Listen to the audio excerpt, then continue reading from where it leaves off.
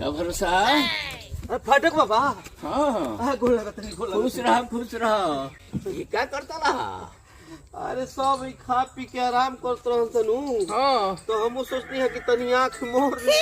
मुरली duty करता रहा कि सुतता रहा ना मर्दे? ना ना बाबा, आँख मोरले रहनी है। हाँ अच्छा ये बताओ, हमार 20-22 को सौदा रहे जी। वो में से आधे लौकते बा, दे बाकी सौदा का भाई? 1 2 3 7 8 ओए बाबा, देखी ना पोर पे सब करे गइल और पेशाब करे गए हुए सब, जाके खोज के ले आवो। अच्छा। ना तो आज के तहर पैसा कटनी हम। ना ना बाबा, हम जाता नहीं खोजे। जा पैसा जल्दी मत काटो। ना जल्दी